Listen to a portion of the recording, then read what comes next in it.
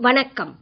ஆகாஷ்வாணி புதுச்சேரி மாநிலச் செய்திகள் வாசிப்பவர் மலர்விழி.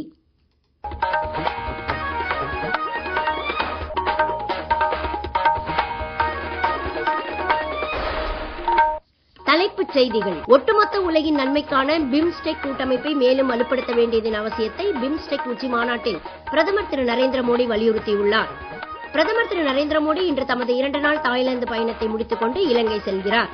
2ஆம் கட்ட துடிப்பான கிராமங்கள் திட்டத்தை மொத்தம் 6839 கோடி ரூபாய் செலவில் அமல்படுத்த மத்திய அமைச்சரவை ஒப்புதல் அளித்துள்ளது. வக்ஃப் திருத்த மசோதா நாடாளுமன்றத்தில் நிறைவேற்றப்பட்டிருப்பது வரலாற்று சிறப்புமிக்கது என்று மத்திய உள்துறை அமைச்சர் திரு அமித்ஷா கூறியுள்ளார்.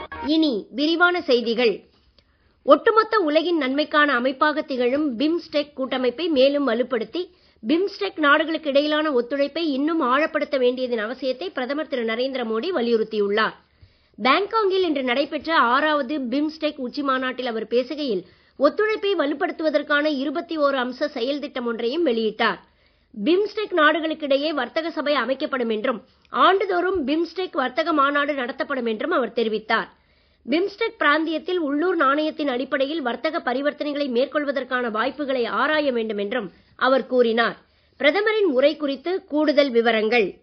2030ஆம் ஆண்டிற்கான பிம்ஸ்டெக் தொலைநோக்கு ஆவணம் மாநாட்டில் ஏற்கப்பட்டு இருப்பதையும் பிம்ஸ்டெக் கடல்சார் போக்குவரத்து உடன்பாடு இறுதியாகி உள்ளதையும் பிரதமர் திரு நரேந்திர மோடி வரவேற்றார். தகவல் தொழில்நுட்ப வாய்ப்புகளை முழுமையாக பயன்படுத்தி பிம்ஸ்டெக் பிராந்தியத்தை வலுவான தொழில்நுட்ப மண்டலமாக மேம்படுத்த முடியும் என்று அவர் கூறினார். அண்மையில் மியான்மர் மற்றும் தாய்லாந்தில் நிலநடுக்கம் ஏற்பட்டதை பிரதமர் சுட்டிக்காட்டி பேரிடர் மேலாண்மை துறையிலும் பிம்ஸ்டெக் நாடுகளுக்கு இடையே ஒத்துழைப்பு மேம்பட வேண்டும் என்றார். பிம்ஸ்டெக் நாடுகளுக்கு இடையிலான ஒத்துழைப்பை விண்வெளித்துறை வரை நீட்டித்து பிராந்தியத்தின் பாதுகாப்பை வலுப்படுத்தலாம் என அவர் கூறினார். போதி முன்முயற்சி திட்டத்தின் கீழ் ஆண்டுதோறும் பிம்ஸ்டெக் நாடுகளைச் சேர்ந்த 300 இளைஞர்களுக்கு இந்தியாவில் பயிற்சி அளிக்கப்பட உள்ளதாக பிரதமர் தெரிவித்தார். பிம்ஸ்டெக் பாரம்பரிய இசை திருவிழா இந்தியாவில் இவ்வாண்டு நடத்தப்படும் என்றும் அவர் கூறினார்.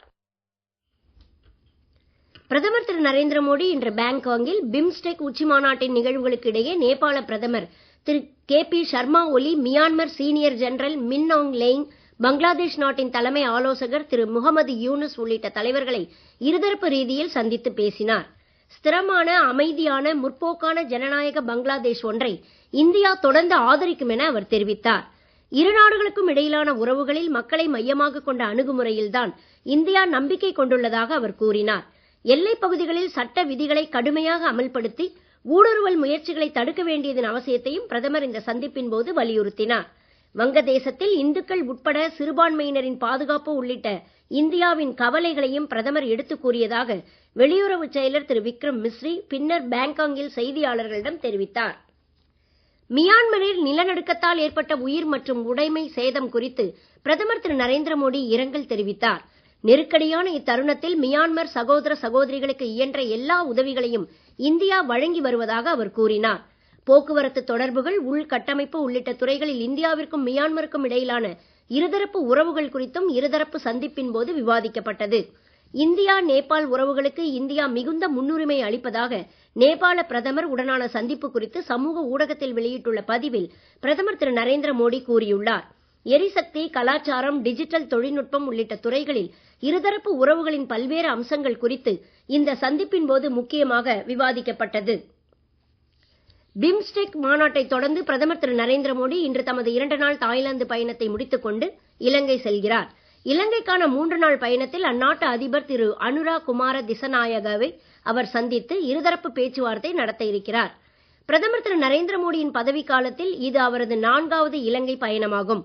இந்தியாவிற்கும் இலங்கைக்கும் இடையே வரலாறு, மதம், கலாச்சாரம், மக்கள் நிலையிலான தொடர்புகள் உட்பட பல்வேறு துறைகளில் ஆழமான உறவு இருப்பதும் இலங்கை அதிபர் திரு திசநாயகே பதவியேற்புக்கு பிந்தைய முதலாவது வெளிநாட்டு பயணமாக இந்தியாவிற்கு வருகை புரிந்ததும் குறிப்பிடத்தக்கது. சைத்ர நவராத்திரி பண்டிகையின் 7ஆம் நாளான இன்று பிரதமர் திரு நரேந்திர மோடி நாட்டு மக்களுக்கு ஜெகதம்பா தேவியின் அருளாசிகளை வேண்டியுள்ளார். பக்தர்களின் வாழ்வில் மகிழ்ச்சியின் புதிய விடியலை ஜெகதம்பிகா தேவி கொண்டு வந்து சேர்க்கட்டும் என்று சமூக ஊடகத்தில் வெளியிட்டுள்ள பதிவில் பிரதமர் கூறியுள்ளார். நீங்கள் கேட்டுக்கொண்டிருப்பது மாநில செய்திகள். ஆகாஷ்வாணி செய்திகளை நேயர்கள் உடனுக்குடன் தெரிந்து கொள்ள எமது புதுச்சேரி மண்டல செய்திப் பிரிவின் சமூக ஊடகங்களான @AIRnews_புதுவை என்ற எக்ஸ் பக்கத்தையும், all India radio news Puducherry என்ற ஃபேஸ்புக் பக்கத்தையும், @RNU புதுச்சேரி என்ற யூடியூப் சேனலையும் அணுகலாம்.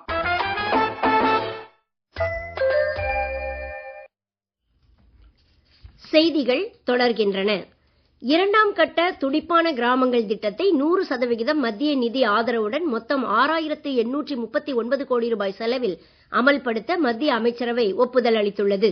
மத்திய தகவல் ஒலிபரப்புத்துறை அமைச்சர் திரு அஸ்வினி வைஷ்ணவ் இன்று புதுடெல்லியில் செய்தியாளர்களிடம் இதை தெரிவித்தார்.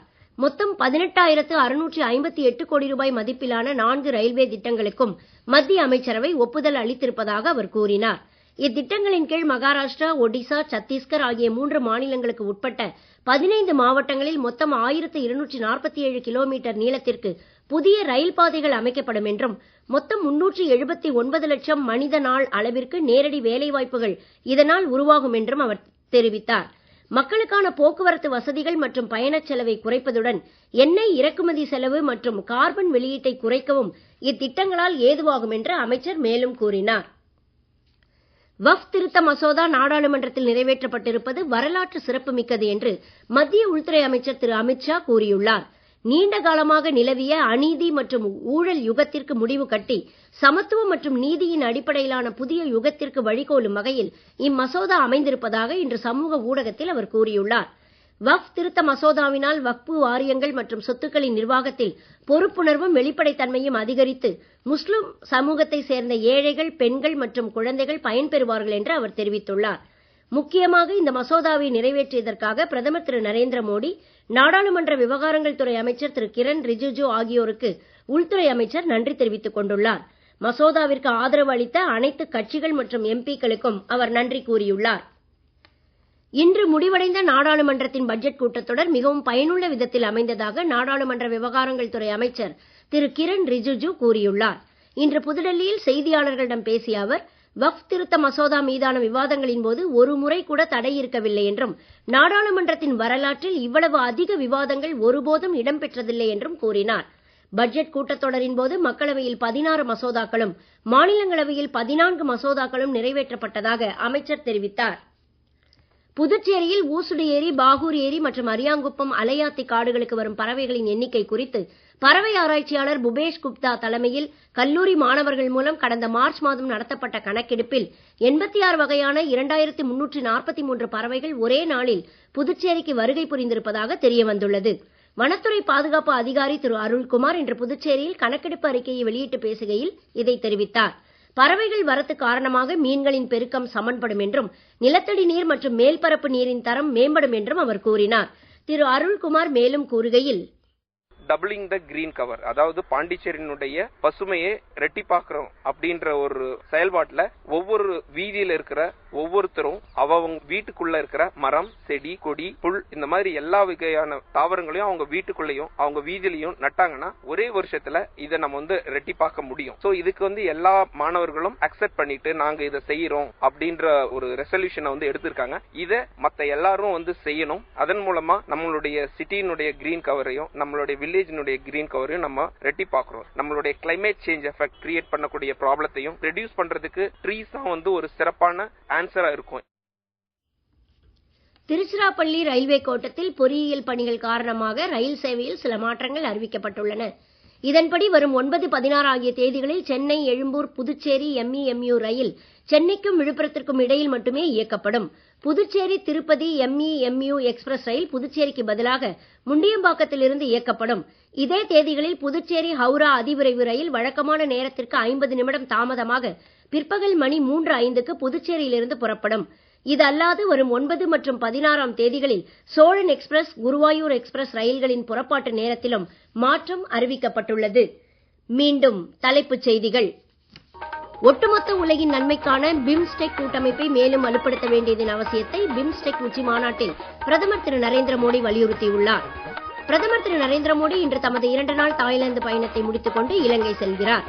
இரண்டாம் கட்ட துடிப்பான கிராமங்கள் திட்டத்தை மொத்தம் 6839 கோடி ரூபாய் செலவில் அமல்படுத்த மத்திய அமைச்சரவை ஒப்புதல் அளித்துள்ளது. வக்ஃப் திருத்த மசோதா நாடாளுமன்றத்தில் நிறைவேற்றப்பட்டிருப்பது வரலாற்று சிறப்புமிக்கது என்று மத்திய உள்துறை அமைச்சர் திரு அமித்ஷா கூறியுள்ளார். இத்துடன் இந்த செய்தி அறிக்கை நிறைவு பெறுகிறது. வணக்கம்.